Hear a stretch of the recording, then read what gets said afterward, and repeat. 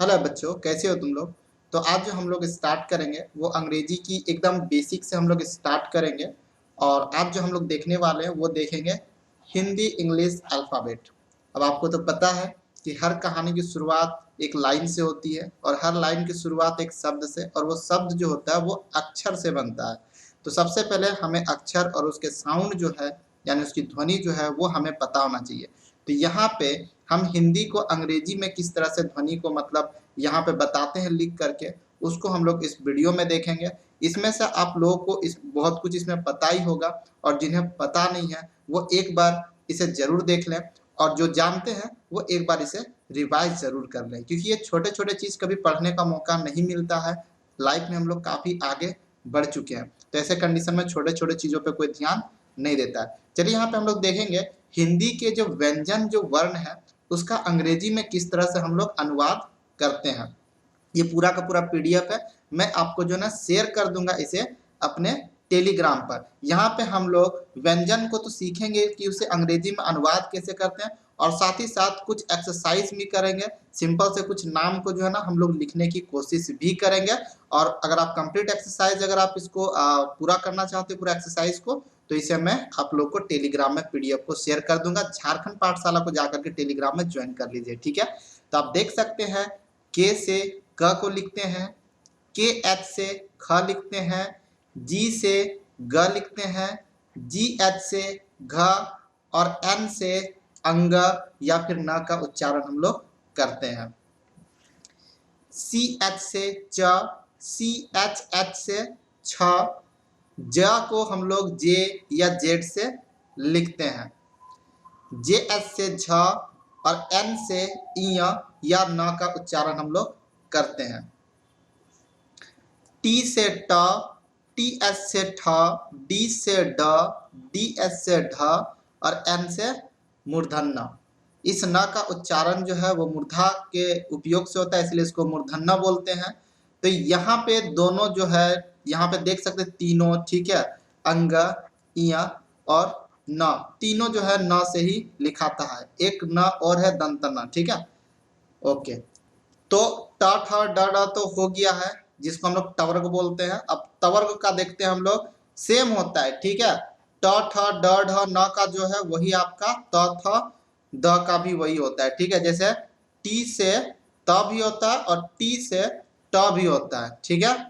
T S से थ होता है और टी एस से ठ भी होता है। डी से द, डी से ड, डी एस से ढ, ठीक है, और डी एस से ढ, और एन से दंत न। पी से प, पी एच से फ, और एफ से भी फ को लिखते हैं, ठीक है। एफ के लिए हम लोग पी एच भी यूज करते हैं और एफ भी यूज करते हैं। बी से ब, बी एच से भ, एम से म, वाई से य, आर से र, एल से ल, व के लिए हम लोग भी या डब्ल्यू का यूज करते हैं। दोनों के लिए हम लोग मतलब दोनों से आप जो है व को ध्वनि निकाल सकते हैं, ठीक है। एस एच से तालेवस स, एस एच से मूर्धन्य स, एस से दंत स, और एच से ह, ठीक है। याद रखिएगा तीन ठो स है, तीन में से तालेवस्य को भी और मूर्धन्य स को दोनों के लिए हम लोग एस एच का यूज करते हैं, लेकिन जो दंत स होता है उसके लिए सिर्फ एस का प्रयोग करते हैं और एच से ह लिखते हैं। चलिए, जब आपका व्यंजन वर्ण का हम लोग खत्म कर लिए तो उसके बाद आता है संयुक्ताक्षर। संयुक्ताक्षर क्या होता है? जो दो या दो से अधिक अक्षरों से मिलकर के एक अक्षर बनता है उसे हम लोग बोलते हैं संयुक्ताक्षर, ठीक है। तो उसको उसमें क्या क्या है? अक्ष है, त्र है, ज्ञ है और स्र है। अक्ष को हम लोग लिखते हैं के एस एच, ठीक है, या फिर एक्स भी लिख सकते हैं, लेकिन सबसे ज्यादा यूज जो हम लोग करते हैं लिखने में ये यूज करते हैं के एस एच से अक्ष, टी आर से त्र, जे एन से ज्ञ, और एस एच आर से स्र। ये चार संयुक्ताक्षर हैं, ठीक है। इसकी अब देख लीजिए इसको किस तरह से हम लोग लिखेंगे। अब नीचे है स्वर वर्ण, नीचे में स्वर वर्ण हम लोग यहाँ पर देखेंगे, ठीक है। तो यहाँ पे अ के लिए हम लोग ए यूज करते हैं, आ के लिए हम लोग ए यूज करते हैं और डबल ए भी यूज करते हैं। जब हम लोग नाम को लिखेंगे तब देखेंगे कब ए और कब हम लोग आ यूज करेंगे। ठीक है, हर्षई के लिए आई या ई का प्रयोग करेंगे। फिलहाल हम लोग जानेंगे हर्षई के लिए आई का प्रयोग करेंगे, दीर्घई के लिए डबल ई का प्रयोग करेंगे, हर्षऊ के लिए उ, दीर्घऊ के लिए डबल ओ, री के लिए हम लोग यूज करेंगे आर आई। ठीक है, ई से एकार, ए आई से ऐकार, ओ से ओकार, ए यू से औकार। ठीक है, और उसके बाद ए एन से अनुस्वर और ए एस से विसर्ग। एक्चुअल में यहाँ अनुस्वर के लिए हम लोग एन का प्रयोग करेंगे और विसर्ग के लिए हम लोग को ए एच का प्रयोग करना पड़ेगा। एक बार फिर से बता देता हूँ, ए से अ, डबल ए से आकार, आई से हर्षई, डबल ई से दीर्घई, यू से हर्षऊ, डबल ओ से दीर्घऊ, आर आई से री, ई से एकार, ए आई से ऐकार, ओ से ओकार, ए यू से औकार, एन से अनुस्वर और ए एस से विसर्ग। ठीक है, चलिए थोड़ा सा हम लोग और आगे चलते हैं और उसके बाद जो बारी आती है वो आती है 12 खड़ी की। हम लोग पूरा का पूरा 12 खड़ी को नहीं पढ़ेंगे, मैं आपको सिर्फ एक तरीका बता दूंगा जिससे आप पूरा का पूरा 12 खड़ी खुद से जो है लिख सकते हैं। ठीक है, अब जो क का जो है, ख का है, ग का, ये तो आपको पता ही है कि के से क, के से ख और जी से ग, ये तो आपको इधर पता ही है। ठीक है, इधर आपको पता ही है कि इधर क्या होता है। ठीक है, तो इधर बताने की जरूरत नहीं है। जरूरत किसका है? अब देखिए इस सब में सिर्फ मात्रा लगी हुई है, आप उस मात्रा को निकाल दीजिए। जैसे का में क्या है ना, आकार है, इसमें क्या है, हर्षई है, इसमें क्या है, दीर्घई है, यहाँ हर्षऊ है, यहाँ दीर्घऊ है, यहाँ एकार है, और उसके बाद यहाँ पर ऐकार है, यहाँ पे ओकार है, यहाँ पे औकार है, यहाँ पे अनुस्वर है और यहाँ पर विसर्ग है। तो बस आपको इस मात्रा को समझ लेना कि कौन से मात्रा को हम लोग क्या लिखेंगे। जैसे आकार के लिए हम लोग ए यूज करेंगे, हर्षई के लिए हम लोग आई यूज करेंगे, दीर्घई के लिए डबल ई यूज करेंगे, हर्षऊ के लिए उ, दीर्घऊ यू और दीर्घऊ के लिए डबल ओ, एकार के लिए ई, ऐकार के लिए ए आई, ओकार के लिए ओ यूज करेंगे, औकार के लिए ए यूज करेंगे, अनुस्वर के लिए एन यूज करेंगे। ठीक है, या फिर इसके लिए आप ए एन याद रखिए, ए एन यूज करेंगे और विसर्ग के लिए ए एच यूज करेंगे। बस काम खत्म हो गया। अब देखिए के से क्या होता है, क होता है, तो के में अगर ए लगा देंगे तो का बन जाएगा। ठीक है, के में अगर आई लगा देंगे तो की बन जाएगा।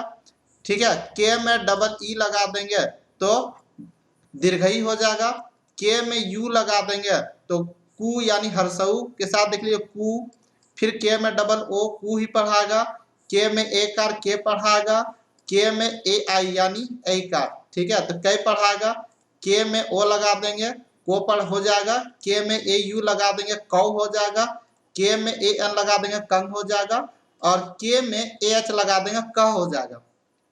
ठीक उसी प्रकार सब में करना है। जैसे के एच का ख होता है तो अगर हम लोग के एच में ए लगा देंगे तो खा हो जाएगा। ठीक है, के एच आई लगा देंगे खी हो जाएगा, के एच डबल ई लगा देंगे। तो आपको ये मात्रा को सिर्फ क्या कर लेना, याद कर लेना। ये जो मात्राएं हैं इन मात्राओं को सिर्फ याद कर लेना है, आपका इससे पूरा का पूरा 12 खड़ी जो है बन जाएगा। ठीक है, चलिए ये जब आपकी काम कंप्लीट हो जाए तब आपको प्रैक्टिस के लिए कुछ नाम लिखने आ जाना चाहिए। ठीक है, अब देख लीजिए writing names in English, English में नाम को हम लोग कैसे लिखें।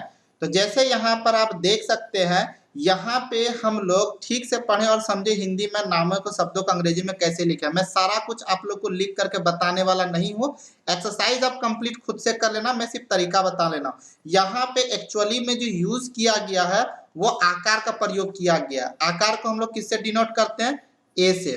ठीक है, अब जैसे यहाँ पे लिखा हुआ है दास, तो द आपको पता है कि द को कैसे लिखते हैं, डी से डिनोट करते हैं। और याद रखिएगा दो जब शब्द एक साथ में आए, जैसे हम लोग दास को लिखने के लिए जाएंगे तो डी में ए लगाएंगे और उसके साथ एस लगा देंगे, ये बन जाएगा दास, क्योंकि डी से द, ए जो है आकार है और ये वाला स के लिए हम लोग एस यूज करते हैं, तो ये हो गया दास।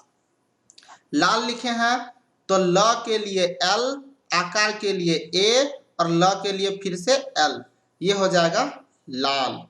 ठीक है, उसी प्रकार यहाँ पे देखिए माला है तो माला, एम के लिए म, आकार के लिए ए, फिर ल के लिए एल और आकार के लिए ए, ये हो जाएगा माला। ठीक उसी प्रकार राणा है तो आर से र होता है, उसमें ए लगा दिए, हो गया रा। ठीक है, नौ के लिए एन यूज करते हैं, इसमें आ लगा दिए, हो गया राणा। अब एक चीज याद रखिएगा, जैसे इस सब में देखिए अगर फर्स्ट में अगर कोई लेटर आ रहा है, कोई अक्षर आ रहा है, तो उसको पूरा लिखने के लिए उसके साथ हम लोग को ऐसे ही ए जोड़ना ही पड़ेगा। ठीक है, देख लीजिए जैसे यहाँ पे रमा लिखा हुआ है तो हम लोग सिर्फ आर एम ए अगर लिखते हैं ना तो ये रमा का गलत स्पेलिंग होगा। ठीक है, यहाँ पे आर तब आधा पड़ाएगा, इसलिए आर को पूरा करने के लिए हम लोग को अपने से क्या करना पड़ेगा, ए यहाँ पर जोड़ देना पड़ेगा, यानी यहाँ पे आर ए पूरा र पढ़ाएगा और उसके बाद इसमें हम लोग जोड़ देंगे एम ए, ये हो जाएगा रामा।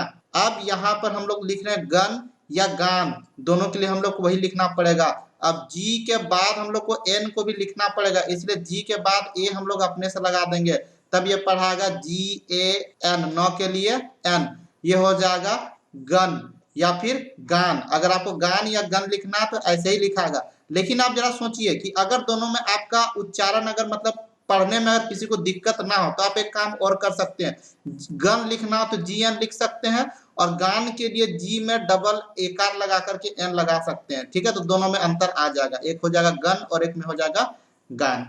ठीक है, फॉर एग्जाम्पल अगर हमको लिखना है जन, तो जन के लिए हम लोग लिख सकते हैं जे ए एन जन, वही अगर हम लोग जान लिखते हैं तो ये भी आपका अगर एक तरह से देखेंगे तो जे ए एन जान और जे डबल ए एन जान आप लिख सकते हैं, लेकिन जन से अलग करने के लिए हम लोग एक में डबल ए लगा दिए हैं। ठीक है, ताकि ये दोनों में क्या हो सके, अंतर पता लग सके। तो ये हिंदी में होता है, बहुत कोई डबल ई के जगह पे आई ही यूज करता है, कोई बड़ी बात नहीं है नाम में, तो इतना आपको इग्नोर करके चलना, थोड़ा बहुत प्रैक्टिस करने से आपको भी समझ में आ जाएगा। ठीक है, और ऐसे भी आप लोग व्हाट्सअप तो चलाते ही हैं, यहाँ पे देख लीजिए एक्सरसाइज है, आप चाहे तो फोटो खींच सकते हैं इसका, या फिर ये पीडीएफ में आपको शेयर कर दूंगा टेलीग्राम में। ठीक है, जे पाठशाला का टेलीग्राम आप जरूर ज्वाइन कर लीजिए। जैसे यहाँ पर राम लिखा है तो अगर राम को लिखेंगे तो कैसे लिखेंगे, आर से र, आकार लगा दिए, रा हो गया और उसके बाद एम दे दिए, क्या हो गया, ये राम हो गया।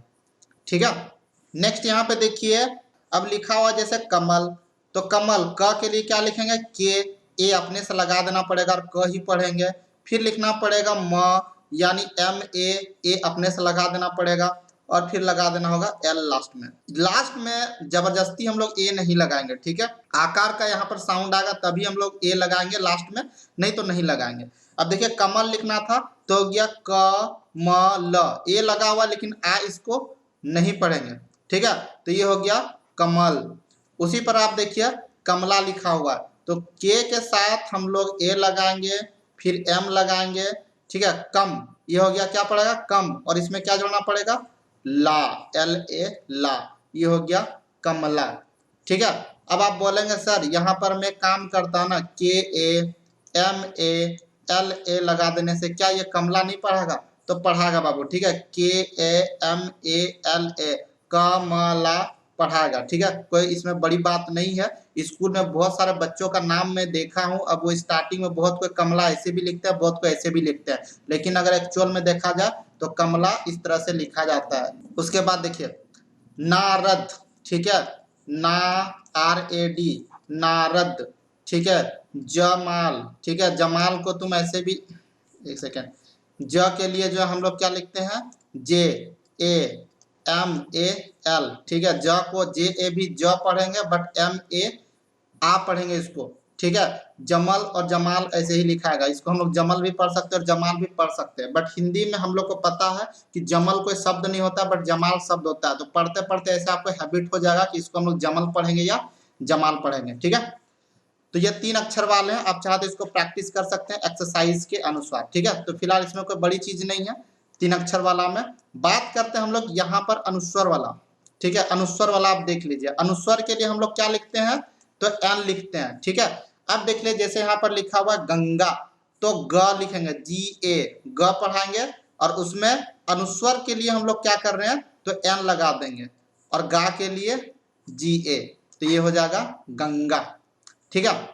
ओके, यहाँ पे आप एक चीज देखिएगा, आधा वाला जो होता है, तो आधा वाला के साथ हम लोग ए नहीं लगाएंगे, हो जाएगा। जैसे अगर हम लोग रतना लिखते हैं, ठीक है, अगर हम लोग पूरा लिखते हैं, अगर इस तरह से लिखेंगे, ठीक है, एक सेकेंड, अगर हम लोग रत्ना को इस तरह से लिखते हैं रतना, तो यहाँ पे हम लोग इसको लिखेंगे RATANA, रत्ना हो गया, ठीक है। लेकिन यहाँ पे हम लोग त को क्या देख रहे हैं, आधा है, तो ऐसा कंडीशन में हम लोग क्या करेंगे, र को पूरा लिखेंगे RA, और उसके बाद टी लिखेंगे, लेकिन टी के साथ मैंने जहाँ पे ऑल ए दिया है वो ए नहीं लगाना, डायरेक्ट यहाँ पे ना लिख देंगे NA, तो इस टी को आधा पढ़ा जाएगा। अब समझ में आया कि अगर सिर्फ हम लोग यहाँ पर ABCD लेटर को लिख देते हैं तो हिंदी में वो आधा पढ़ाएगा, ठीक है। उसके साथ ए लगाएंगे तभी वो पूरा पढ़ाता है, लास्ट में छोड़ करके, लास्ट में ए लगाने का मतलब आकार होता है, ठीक है। तो यहाँ पर रत्ना किस तरह से लिखना हम लोग देख लिए, ठीक है। और यहाँ पे कुछ आधा है, देखिए अम्बा, ठीक है, इसको हम लोग अम्बा, ये अनुस्वर जरूर है लेकिन इसको ना पढ़ करके हम लोग क्या करते हैं, म पढ़ते हैं, यानी इसको हम लोग पढ़ते हैं अम्बा, ठीक है, कुछ इस तरह से। तो यहाँ पे अम्बा, अम्बा कैसे लिखाएगा आपको पता है, अ के लिए हम लोग क्या यूज करेंगे, ए यूज करेंगे हम लोग, ठीक है। और उसके बाद आधा म के लिए भी हम लोग एम यूज करेंगे, बट एम के साथ आकार यूज नहीं करेंगे, और उसके बाद डायरेक्ट BA लिख देंगे, ये हो जाएगा अम्बा, ठीक है। अब बोलोगे कि सर हम लोग यहाँ पे डबल ए क्यों नहीं लगाए आकार के लिए, तो ये अम्बा नहीं पढ़ा के क्या पढ़ागा, ये आ पढ़ाता है, तो इस ये हो जाएगा अम्बा, ठीक है। इसीलिए हम लोग यहाँ पे एक ही ए यूज करेंगे, ठीक है। अब देख लीजिए यहाँ पे लिखा हुआ बच्चा, तो ब के लिए हम लोग लिखेंगे BA, और आधा च के लिए, च का क्या होता है, CH होता है, डबल CH होता है, ठीक है, सॉरी, BA हो गया, आधा च के लिए CH लिखेंगे, लेकिन इसके बाद ए नहीं लगाएंगे, ठीक है। उसके बाद फिर से च का लिखेंगे CH, और आकार के लिए ए दे देंगे, तो ये हो जाता है हमारा बच्चा, ठीक है। तो इस तरह से हम लोग यूज करते हैं। नोट, चंद्र बिंदु के लिए एन का प्रयोग होता है, अनुस्वर के लिए एन का तो कहीं एम का प्रयोग होता है। यहाँ पे क्लियर कर दिया है कि कहीं कहीं अनुस्वर, ठीक है, अनुस्वर के लिए एन तो कहीं कहीं एम का प्रयोग करेंगे, लेकिन जहाँ चंद्र बिंदु रहेगा वहां पे एन का प्रयोग है, यानी चंद्र बिंदु के लिए और कुछ नहीं है, आपको जस्ट एन का प्रयोग करना है, ओके। उसी तरह से यहाँ पर आप देख लो, यहाँ पे कुछ एग्जाम्पल है हर्षई का, दीर्घई का, ठीक है। तो इन सब चीजों को आप देख लीजिए, जैसे यहाँ पे हरि लिखा है, तो ह को हम लोग पूरा कैसे लिखेंगे, HA, और आर में आई कर देंगे, क्या पड़ेगा, हरि, ठीक है, र हर्षई, ठीक है। उसी तरह यहाँ पे शीला दिया हुआ है, तो ये वाला स के लिए क्या यूज करते हैं, SH यूज करते हैं, उसी में हम लोग डबल ELA कर दिए, तो क्या हो गया, शीला हो गया है, ठीक है। तो इस तरह से हम लोग बाकी सब भी हम लोग क्या करेंगे, लिखेंगे। नीचे भी कुछ इजी एक्सरसाइज दिया गया है, आप लोग को इस सब को पूरा करना है। तो स्टूडेंट और भी बहुत सारा एक्सरसाइज है, ठीक है, इसको आप लोग खुद से प्रैक्टिस कर लेना, ठीक है। वीडियो काफी ज्यादा लंबा हो जाएगा नहीं तो, ठीक है। हम लोग इसी तरह से छोटे छोटे स्टार्टिंग करेंगे और अंग्रेजी के हाई लेवल तक हम लोग पहुंचेंगे, ठीक है। बट यहाँ से हिंदी मीडियम वाले बच्चों के लिए जो है ना, ये शुरुआत आपको यहीं से करनी पड़ेगी, ठीक है। तो जितने भी हिंदी मीडियम स्टूडेंट्स हैं वो सभी जुड़ जाए अंग्रेजी सीखने के लिए। हम लोग यहाँ पर रीडिंग, राइटिंग और बेसिक कॉन्वर्सेशन, ग्रामर, ट्रांसलेशन, जितना भी चीजें अंग्रेजी में सभी पे डिस्कस करेंगे, ठीक है। फिलहाल बेसिक से शुरू करते हैं और अपर लेवल तक जाएंगे। चलिए चैनल को सब्सक्राइब कर दीजिएगा। फिर से मिलते हैं नए वीडियो के साथ। धन्यवाद। जय हिंद, जय भारत।